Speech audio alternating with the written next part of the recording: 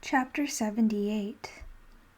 In the months that followed, with the capture, trial, and execution of one conspirator after another, and finally of Gabriel Prosser himself, news of the Richmond uprising and the tensions it generated gradually subsided, and once more politics became the chief discussion topic among the Massa and his friends, and therefore also within the slave row.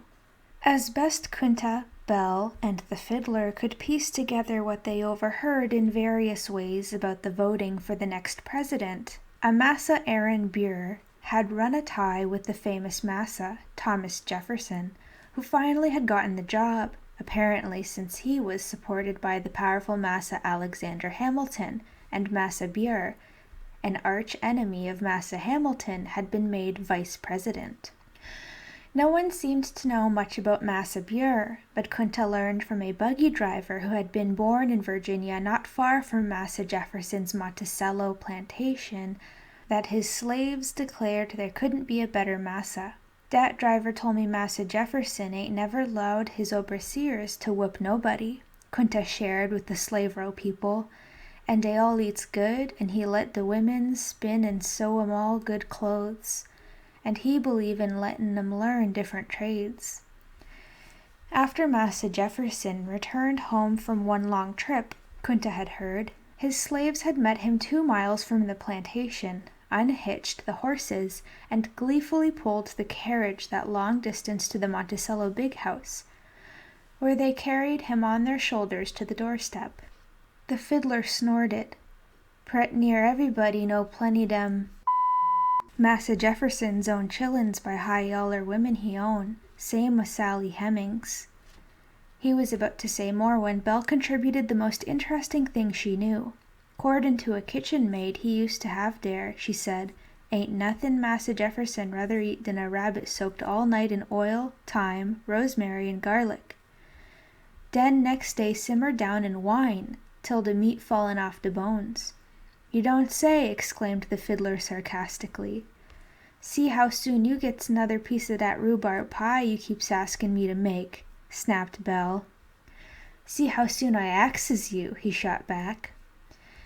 Refusing to get caught in the middle, as he had so often been in the past, in trying to make peace when his wife and the fiddler started in on each other, then turned on him for butting in, Kunta acted as if he hadn't heard, and simply continued where he'd left off before they interrupted.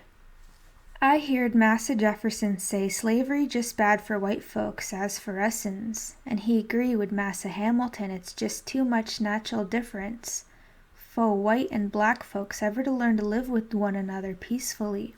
Dey say Massa Jefferson want to see us sot free, but not stickin' round dis country takin' po' white folks' jobs. He favors shippin' us back to Africa, gradual, without big fuss and mess."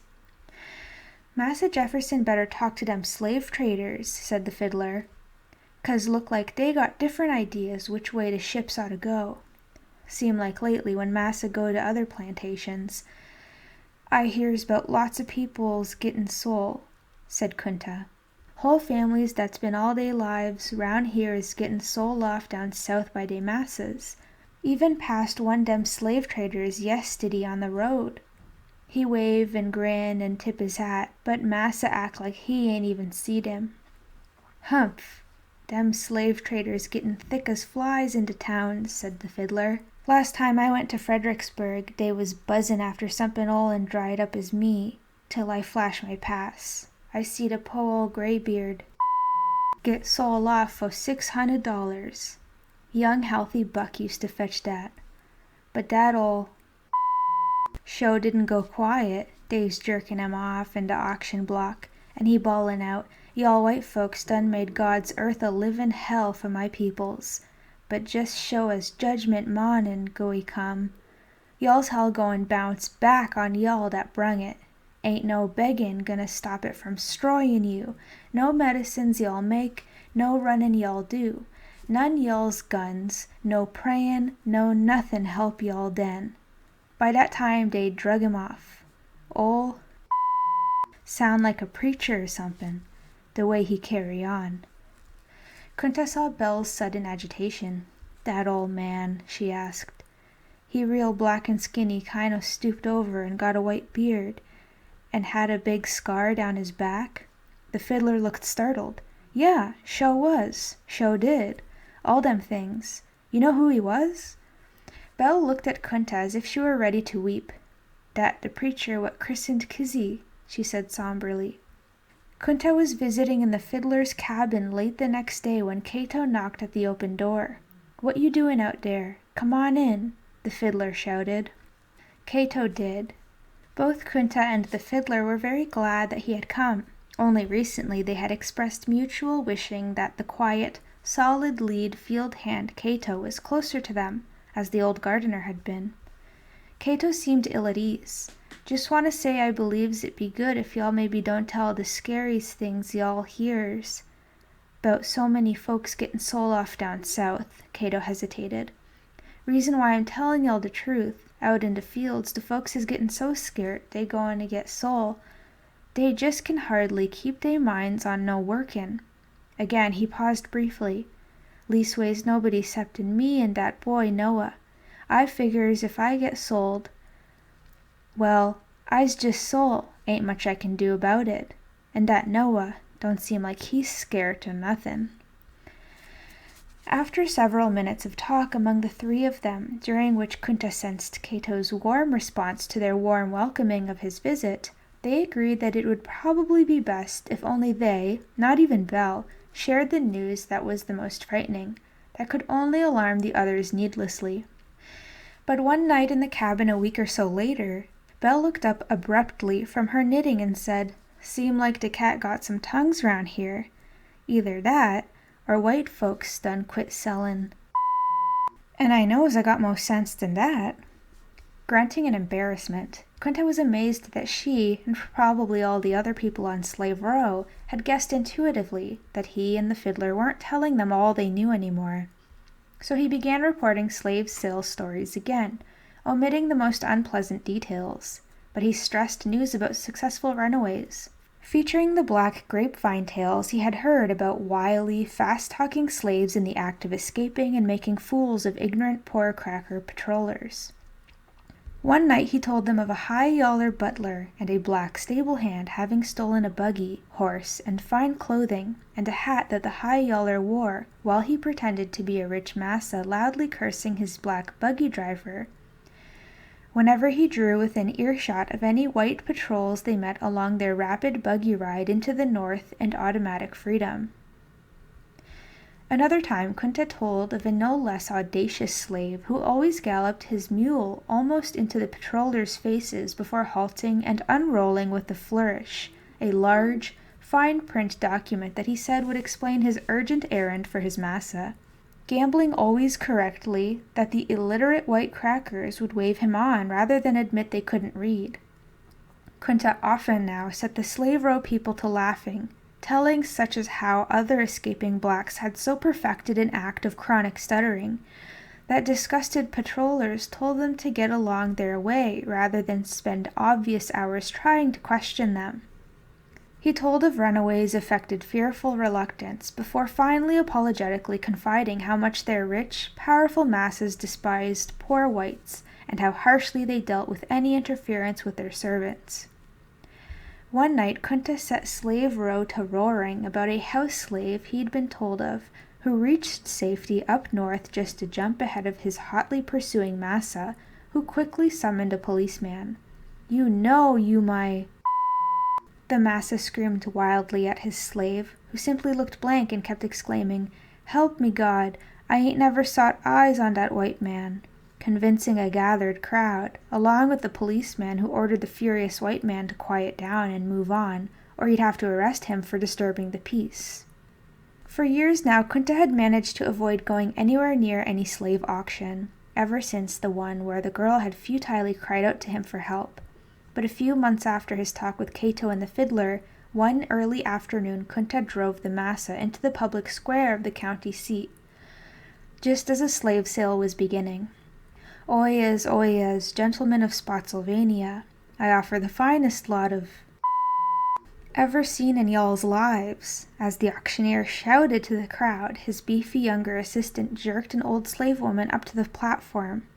"A fine cook," he began, but she began screaming, gesturing frantically to a white man in the crowd. "Massa Philip, you act like you done forgot I worked for you and yo' brother's daddy when y'all was just youngins. Knows I's ol' and ain't much now, but please, Lord, keep me. I work for you hard, Massa Philip. Please, sir, don't let 'em whoop me to death somewheres down south." "Stop the buggy, Toby," the massa ordered. Quinta's blood ran cold as he reined the horses to a halt. Why, after all these years of showing no interest in slave auctions, did Massa Waller want to watch one? Was he thinking of buying someone, or what? Was it the pitiful woman's heartbreaking outburst? Whomever she had appealed to yelled back some ridicule, and the crowd was still laughing when a trader bought her for $700. "Help me, God, Jesus, Lord, help me," she cried as the trader's black helper began shoving her roughly toward the slave pen. "Get yo' black hands off'n me," she screamed, and the crowd rocked with laughter. Quinta bit his lip, blinking back tears. "Prize buck of the lot, gentlemen." Next on the platform was a young black man, glaring baleful hatred, his barrel chest and thickly muscled body crisscrossed with the angry reddish welts of a very recent, severe lashing. "This one just needed some remindin'. He'll heal up quick. He can plow a mule into the ground, pick you 400 pounds of cotton any day. Look at him, a natural stud, if your wenches ain't bearin' every year like they ought. A steal at any price." The chained young man brought $1,400. Quinta's vision blurred anew as a weeping biracial woman, great with child, was led onto the platform. "Two for the price of one, or one for free, depending on how you look at it," shouted the auctioneer. "Today worth $100 soon's they draw breath." She brought $1,000. It was becoming unendurable when the next one came, being pulled along by her chain, and Quinta nearly fell from his seat. The teenaged black girl, quaking with terror, in her build, her skin color, even her facial features, might have been an older Kizzy. As if Quinta had been pole-axed, he heard the auctioneer start his spiel. "A fine trained housemaid, or she's prime breedin' stock if you want one," he added with a leering wink. Inviting closer inspection, he abruptly loosened the neckpiece of the girl's sack dress, which fell about her feet as she screamed, weeping, flinging her arms downward in an effort to cover her nakedness from the ogling crowd, several of whom jostled forward, reaching out to poke and fondle her. "That's enough. Let's get out of here," the massa commanded, an instant before Quinta felt he would have done it anyway. Quinta hardly saw the road before them as they rode back toward the plantation. His mind was reeling. What if the girl had really been his Kizzy? What if the cook had been his Belle? What if they both were sold away from him? Or he from them? It was too horrible to think about, but he could think of nothing else. Even before the buggy reached the big house, Quinta intuitively sensed that something was wrong, perhaps because it was a warm summer evening, yet he saw none of the Slave Row people strolling or sitting around outside. Dropping the massa off, Quinta hurriedly unhitched and stabled the horses, then headed straight for the kitchen, where he knew Belle now would be preparing the massa's supper.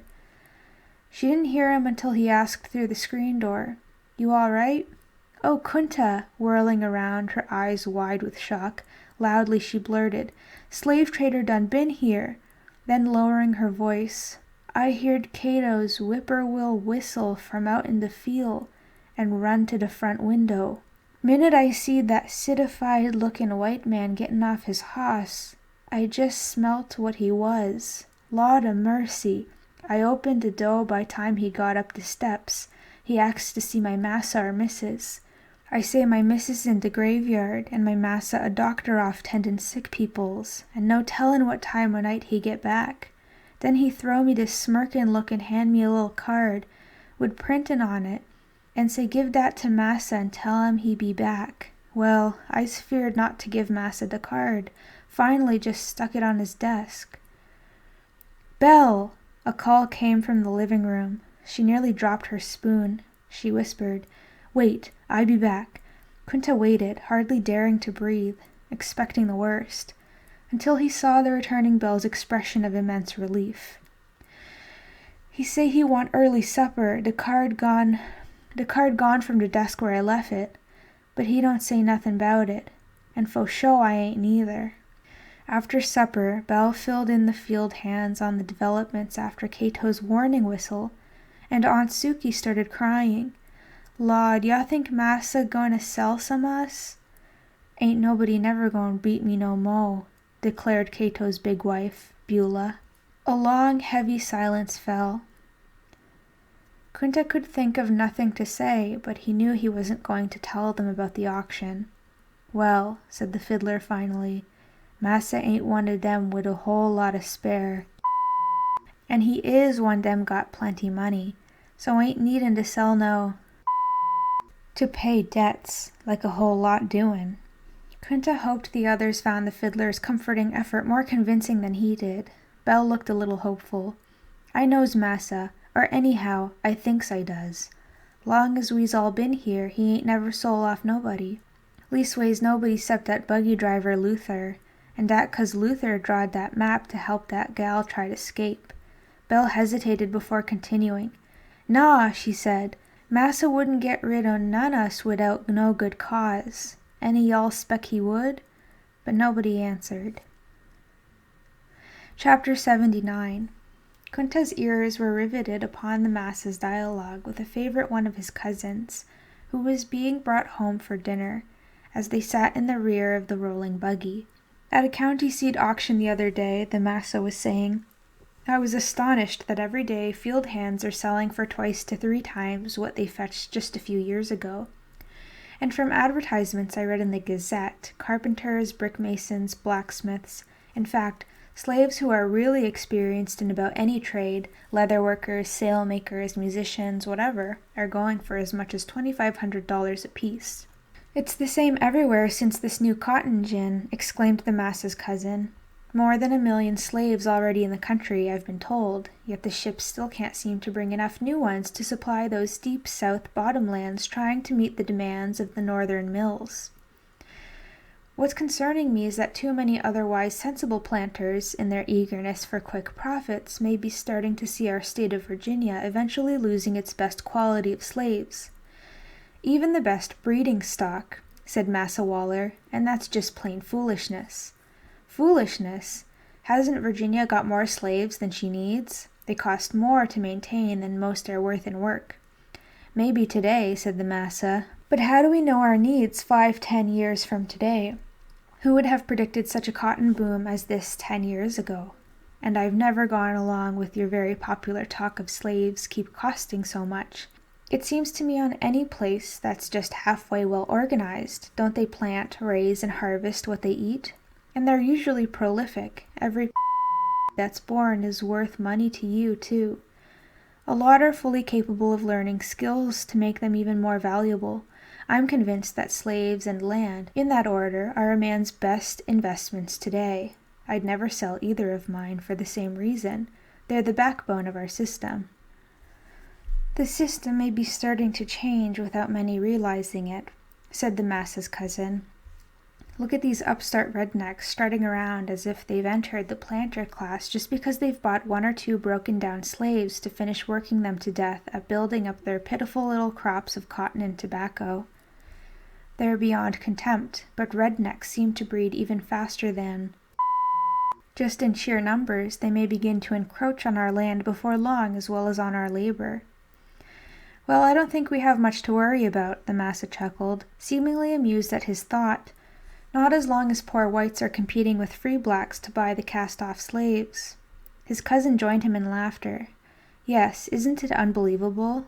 I hear that half the free in the cities work day and night to save enough money to buy their kinfolk and then set them free. It's why we have so many free blacks in the South," said the Massa.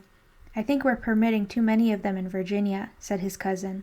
"It's not just how they're sapping our labor supply by buying up their kin and creating more free blacks. They're also at the root of most uprisings.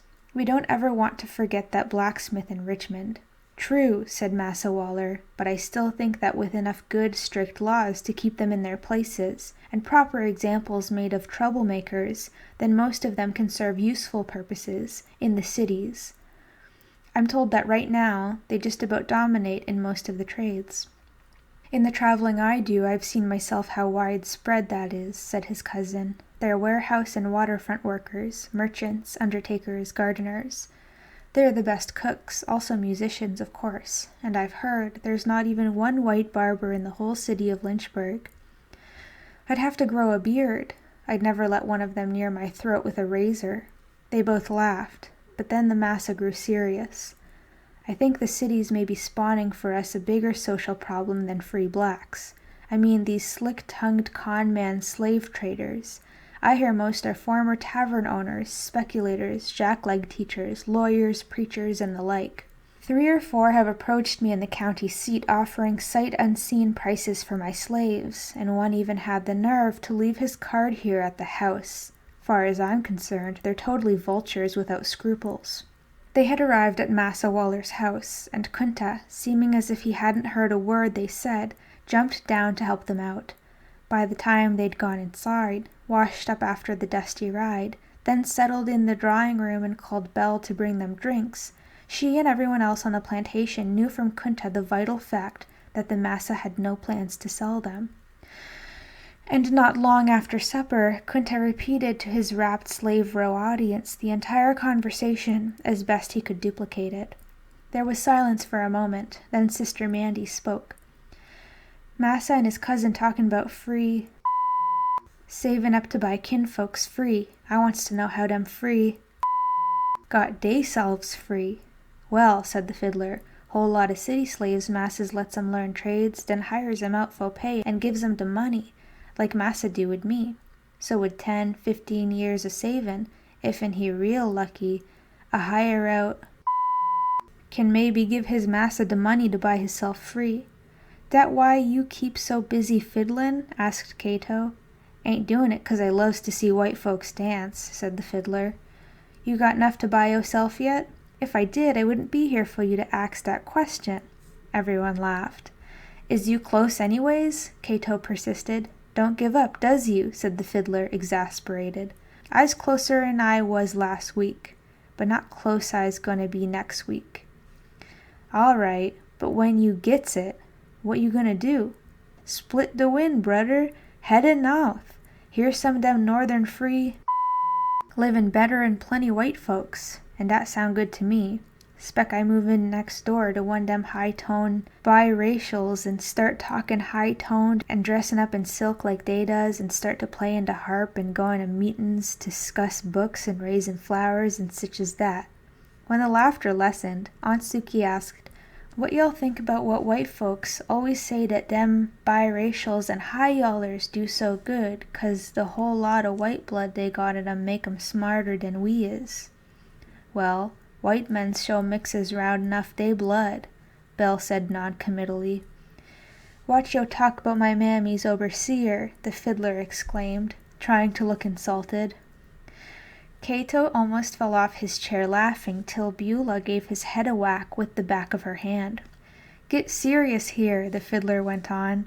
Aunt Suki asks a question I tends to answer. If you judgin' by such as me, then you know light-skinned got to be smart. Or take that brown-skinned Benjamin Benneker, what white folks calls a genius, with figures. Even studyin' the stars and moon, but whole heap o' smart. Black like y'all, too. Belle said, I done heard Massa talk about a James Durham doctor in New Orleans. White doctor what teached him claim he know more'n he do, and he black as they gets, too.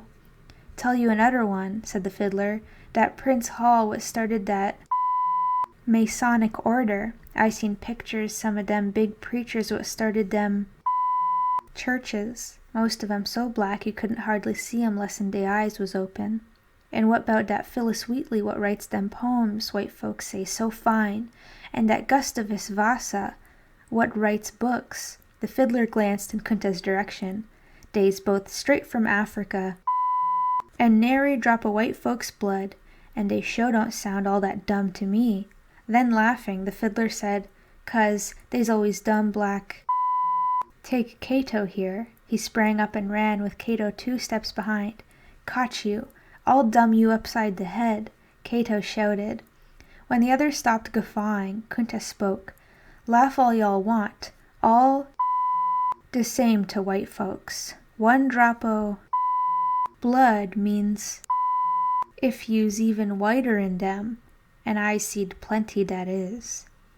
It was about a month later when the fiddler returned from one of his trips bearing news that he had seen elating whites everywhere he'd been, and that plunged Slave Row into gloom. The French leader named Napoleon had sent across the big water a huge army which, after much fighting and bloodshed, had taken Haiti back from the blacks, and their liberator, General Toussaint. Invited to dinner by the victorious French army's general, Toussaint had made the mistake of accepting. During the meal, the waiter seized and trussed him, and rushed him onto a ship bound for France, where he had been taken in chains before Napoleon, who had plotted the entire treachery. Being the black General Toussaint's greatest admirer on the plantation, Kunta took the news harder than anyone else. He was still sitting dejectedly in the fiddler's cabin when the last of the others trudged silently out. "I knows how you felt about that Toussaint," said the fiddler, "and I don't want you to think I takes it light, but I got a piece of news I just can't hold in another minute." Kunta glanced grimly at the fiddler, further offended that he looked ready to pop open with happiness.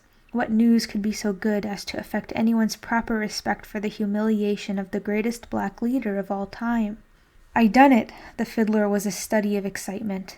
"I didn't say nothin' just a month back when Cato asked how much I had saved up, but then I was just a few dollars short, and now I just done made it with this trip.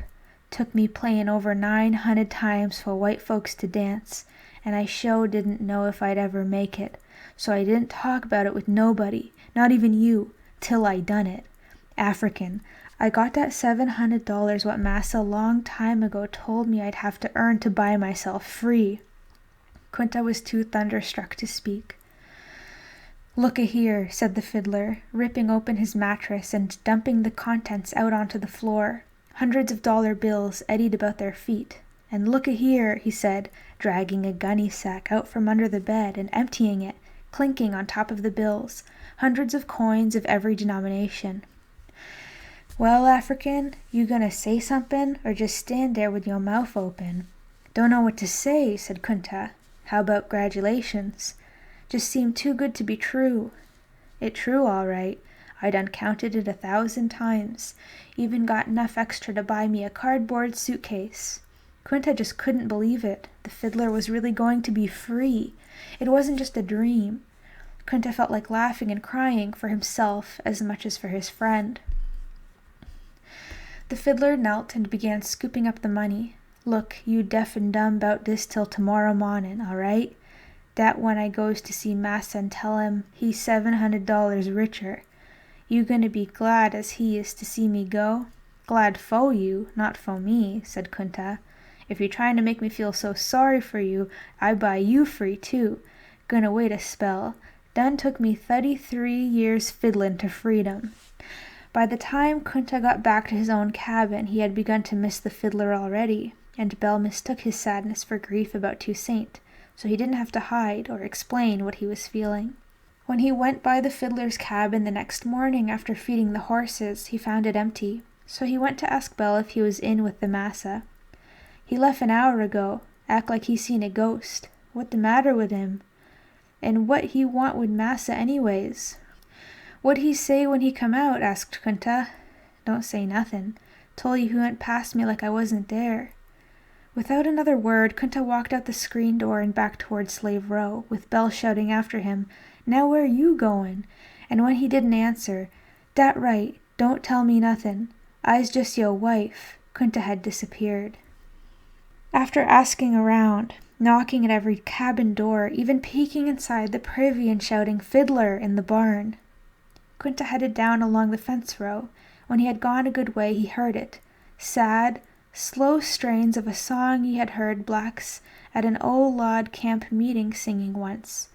Only this time it was being played on a fiddle. The fiddler's music was always rollicking and happy. This sounded almost as if the fiddler were sobbing, drifting up along the fence row. Quickening his stride, Kunta came within sight of an oak tree, spreading half over a brook down near the edge of Massa Waller's property. Approaching closer, he saw the fiddler's shoes extending from behind the tree. Just then the music stopped, and so did Kunta, feeling suddenly like an intruder. He stood still, waiting for the fiddling to resume, but the drone of bees and the burble of the stream were the only sounds that broke the silence. At last, almost sheepishly, Kunta moved around the tree and faced the fiddler. One glance was all he needed to know what had happened. The light was gone from his friend's face. The familiar sparkle in his eyes had been extinguished. "You need some mattress stuff in?" The fiddler's voice was cracking. Kunta said nothing. Tears began to drip down along the fiddler's cheeks. He brushed them furiously away, as if they were acid, and the words came in a rush. "I tells him I finally got the money to buy me free. Every penny of it." He hem and haw a minute, and look at the ceiling, then he gratulate me on saving up so much. But then he tell me if I wants to, the 700 could be a down payment, 'cause in doing business he got to consider how the slave prices done gone way up since that cotton gin come in. He say now he couldn't accept no less than 1500, at the least for a good money-making fiddler like me. That he could get 2500, for if he was to sell me to somebody else. He say he real sorry, but he hope I understand business is business, and he have to get fair return on his vestment. The fiddler began openly sobbing now. He say being free ain't all it cracked up to be nohow, and he wish me the best luck in comin' up with the rest if I insists. And he tell me keep up the good work, and when I go out, would I ax Belle to bring him some coffee. He fell silent. Kunta just stood there. "That son of a bitch," the fiddler screamed suddenly, and flinging back his arm, he hurled his fiddle into the stream. Kunta waded in to get it, but even before he reached down, he could see it was broken. Are you enjoying this reading so far? Welcome to Right Here Audio, the group run by students for students who wish they had someone to read academic literature to them.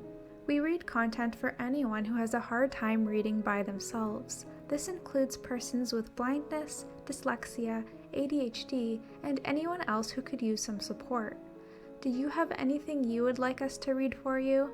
Comment down below and we'll get started. For those of you who have supported us since day one, we are so grateful for your support. And if you're new or haven't subscribed yet, join our small community dedicated to increasing accessibility one small step at a time. Now, let's get back to our reading. Chapter 80. When Kunta got home with the massa well into one night a few months later, Belle was less irritated than concerned that they were both too tired even to eat the good supper she'd prepared. For a strange fever had begun to strike throughout the county, and the two men had been leaving earlier each morning and coming back later each night in the massa's efforts as the county's doctor to keep up with the spreading contagion. Kunta was so worn out, slumped in his rocking chair, staring vacantly at the fire, that he didn't even notice Belle feeling his forehead and taking off his shoes. And half an hour passed before he realized suddenly that Kizzy wasn't on his lap, as usual, showing him some new plaything she'd made, or prattling about what she'd done that day. "Where's that child?" he asked finally. "Put her to bed an hour ago," said Belle. "She ain't sick, is she?" he asked, sitting up. "Nah, just tuckered out from play. Missy Ann come over today." Kunta was too exhausted even to feel his customary annoyance, but Belle changed the subject anyway. "While Rue's be waiting to take her home, he tell me he heard the fiddler playin' other night at a ball he took Massa John to over in Fredericksburg. He say he didn't hardly recognize the fiddlin'. It just don't sound the same. I didn't tell him the fiddler hisself ain't the same since he find out he ain't free. Seem like he don't care about nothin' no mo'," said Kunta. "Sho seem dat. He keep to hisself, Don't hardly even nod to nobody no mo, exceptin' Kizzy when she bring him supper and set wid him whilst he eat it. She the onlyest one he want anything to do wid. Don't even spend no time wid you no mo." "What with this fever goin' round lately," said Kunta wearily, "I ain't hardly had no time or strength for visitin' nowadays. Yeah, I been noticin', and you ain't goin' set up here half the night, you goin' straight to bed. Leave me alone, woman, I'm fine." "Naw, you ain't," Belle said decisively, taking him by the hand, helping him up, and leading him into the bedroom without his further resistance. Kunta sat on the edge of the bed while she helped him out of his clothes. Then he lay down sighing. "Roll over and I gives you a back rub." He obeyed, and she began kneading his back with her stiffened fingers. He winced. "What's the matter? I ain't rubbin' all that hard." "Ain't nothin'." "Do this hurt here too?" she asked, pressing down farther toward the small of his back. "Ow!" "Don't like the looks of this," she said, tightening her touch to a caress. "I's just tired. All I need's a night's sleep." "We'll see," she said, blowing out the candle and climbing in bed with him. But when she had served the Massa his breakfast the next morning, Belle had to tell him that Kunta had been unable to rise from his bed. "Probably fever," said the Massa, trying to conceal his irritation. "You know what to do. In the meanwhile, there's an epidemic going on, and I've got to have a driver." "Yassa, Massa." She thought for a moment. "You got any objection to dat field hand boy Noah? He done growed up so fast he 'bout man-sized now. Handle de mules good. He sho could drive yo' hosses too, suh." "How old is he now?" "Well, suh, Noah round 2 years older'n my Kizzy, so dat," she paused to count on her fingers, "dat make him 13 or 14, I believe, suh." "Too young," said the Massa. "You go tell that Fiddler to take over. He's not doing that much in the garden, or with his fiddle either, lately. Have him hitch up the horses and get around front right away." On her way to the Fiddler's cabin, Belle guessed that he'd be either very indifferent or very upset about the news. He was both. He didn't seem to care one way or the other about having to drive the Massa, but when he learned that Kunta was ill, the Fiddler got so concerned that she had to talk him out of stopping off at their cabin before picking up the Massa.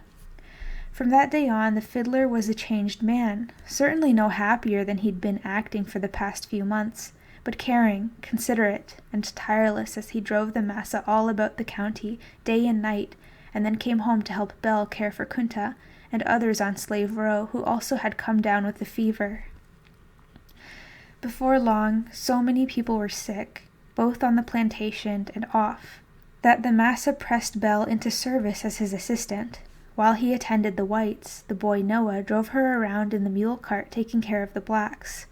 "Massa got his medicines, I got mine," she confided to the Fiddler. After administering the Massa's drugs, she gave her patients her secret brew of dried, powdered herbs mixed with water from boiled persimmon tree bark that she swore would work better and faster than any white folks' remedy.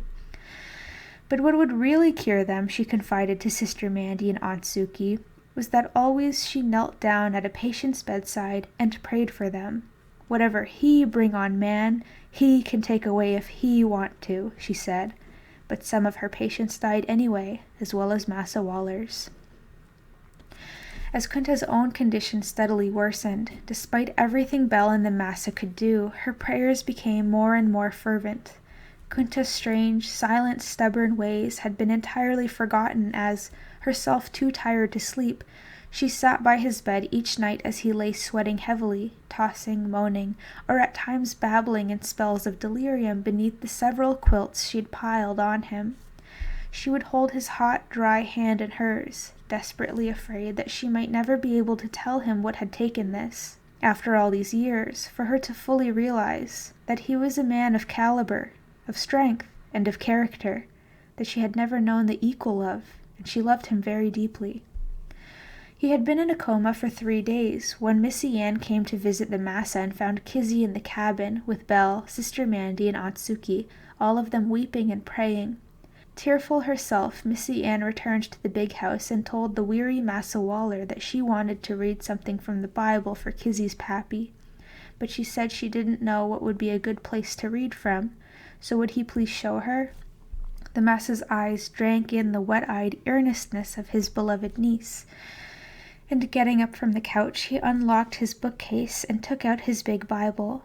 After a thoughtful moment, he turned to a page and pointed out with his forefinger the exact spot where she should begin. As the word passed in Slave Row that Missy Ann was going to read something, everyone quickly assembled outside Belle and Kunta's cabin, and she started to read. "The Lord is my shepherd, I shall not want.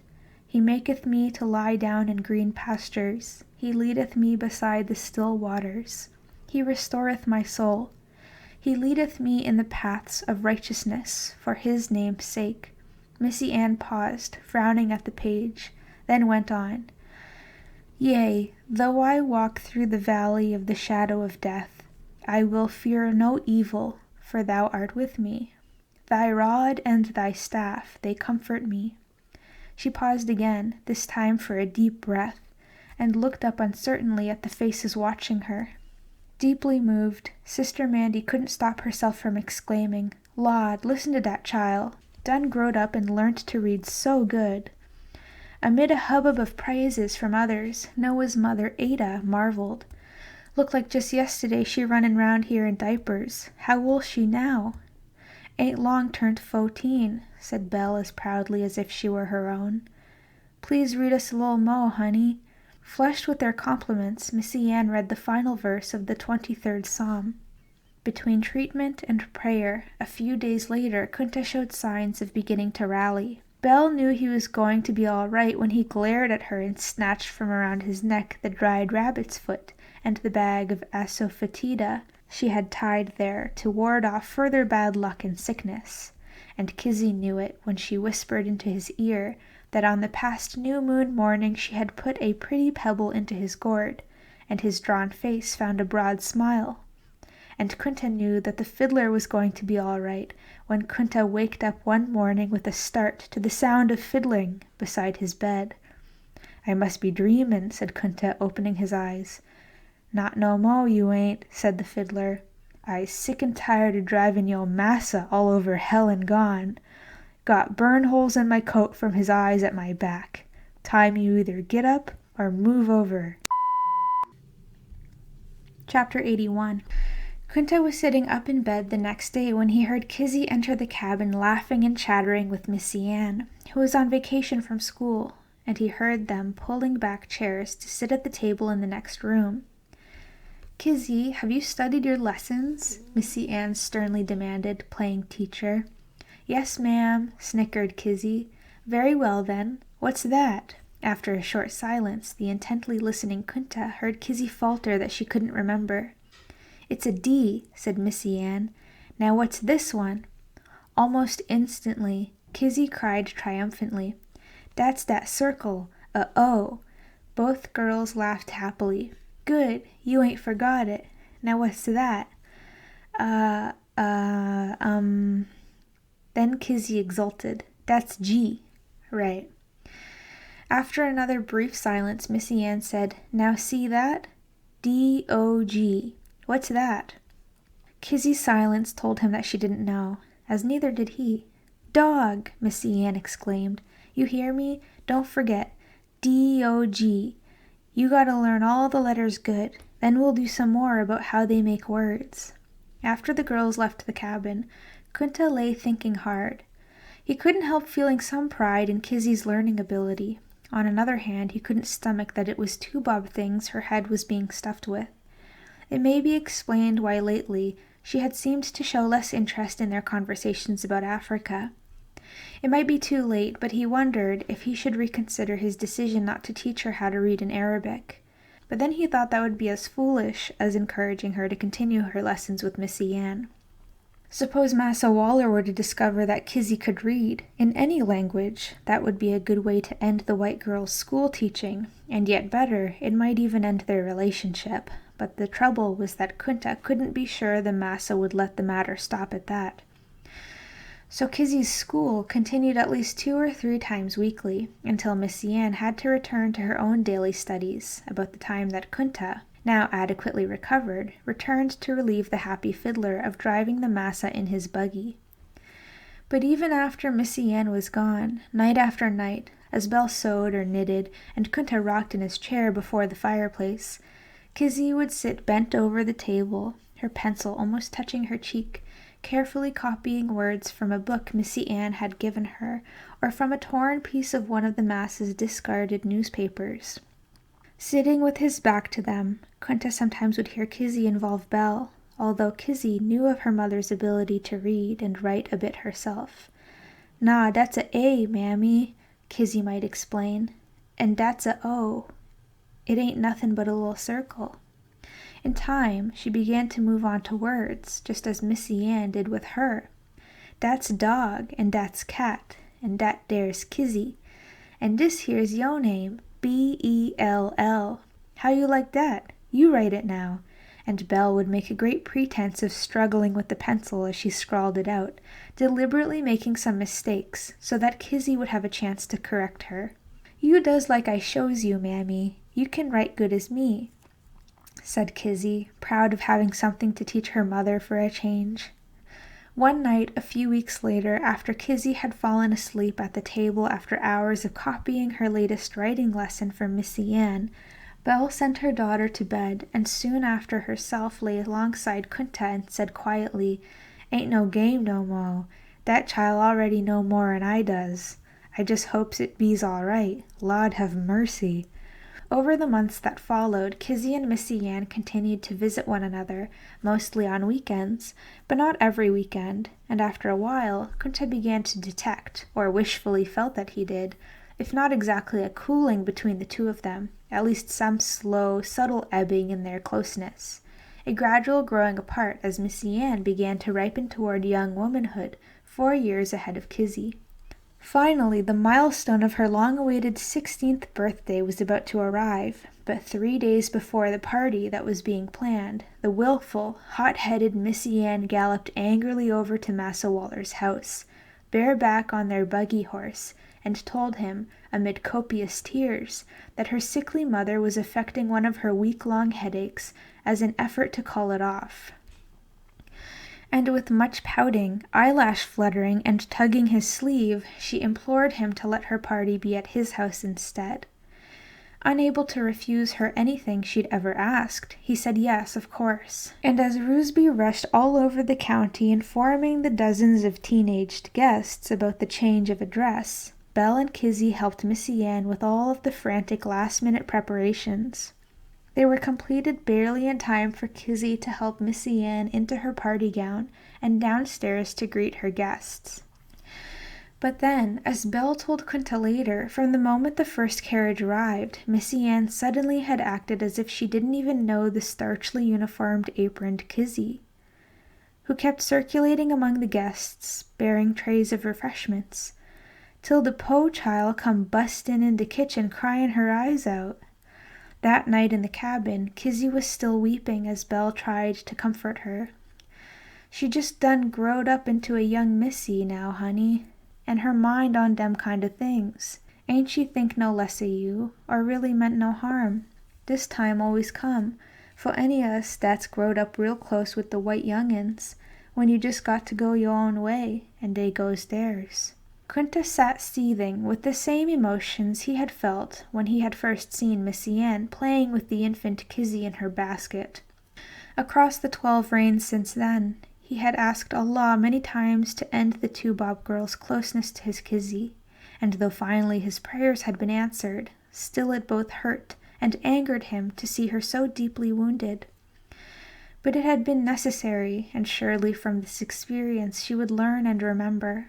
Moreover, from the tightness that Kunta had seen in Belle's face as she had been talking to Kizzy, he felt some hope that even Belle might have gotten cured of at least some of her sickening great affection for the obviously treacherous, conniving young Missy. Missy Ann still continued to visit at Massa Waller's, although much less often than before since, as Roosby confided to Belle, young Masses had begun to occupy her time. When she visited, she always saw Kizzy, and usually she'd bring along an old dress for Belle to let out for Kizzy, who was physically bigger, despite being years younger. But now, as if by some unspoken agreement, the two of them would spend around a half hour together, walking and talking quietly in the backyard near Slave Row, and then Missy Ann would leave. Kizzy would always stand looking after her, then very quickly she would walk back into the cabin and bury herself in study, often reading and writing until supper time. Kunta still didn't like the idea of her increasing abilities to do either, but he accepted that she must have something to occupy herself with now that she'd lost her lifelong friend. His Kizzy was herself now approaching adolescence, he reflected, which likely was going to present them both with a whole new area of worries. Just after Christmas of the next year, 1803, the winds blew the snow into deep, feathery drifts, until in places the roads were hidden and impassable for all but the biggest wagons. When the massa went out, in response to only the most desperate summons, he had to ride on one of the horses, and Kunta stayed behind, busily helping Cato, Noah, and the Fiddler to keep the driveway clear, and to chop wood to keep all of the fireplaces steadily going. Cut off as they were, even the Massa Waller's Gazette, which had stopped arriving about a month before, with the first big snow. The Slave Row people were still talking about the last bits of news that had gotten through to them. How pleased the white masses were with the way President Jefferson was runnin' the gov'ment, despite the masses' initial reservation toward his views regarding slaves. Since taking office, President Jefferson had reduced the size of the Army and Navy, lowered the public debt, even abolished the personal property tax. That last act, the Fiddler said, particularly having impressed those of the Massa class with his greatness. But Kunta said that when he had made his last trip to the county seat, before they had gotten snowed in, white folks had seemed to him even more excited about President Jefferson's purchase of the huge Louisiana territory for but 3 cents an acre. "What I likes about it," he said, "'cordin' to what I heerd, that Massa Napoleon had to sell it so cheap, 'cause he in such hot water in France over what it cost him in money, long would 50,000 Frenchmans got killed or died, fo they beat that Toussaint in Haiti." They were all still warming themselves in the glow of that thought a later afternoon when a black rider arrived amid a snowstorm with an urgently ill patient's message for the Massa, and another of dismal news for the Slave Row. In a damp dungeon on a remote French mountain where Napoleon had sent him, Haiti's General Toussaint had died of cold and starvation.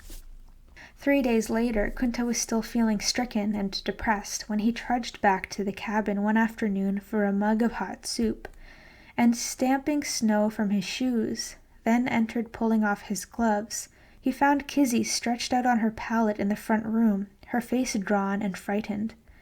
"She feelin' po'ly," was the explanation that Belle offered, as she strained a cup of her herb tea and ordered Kizzy to sit up and drink it. Kunta sensed that something more was being kept from him.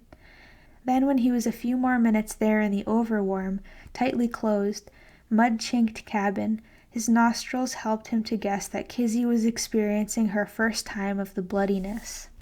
He had watched his Kizzy growing and maturing almost every day now for nearly 13 reigns, and he had lately come to accept within himself that her ripening into womanhood would be only a matter of time.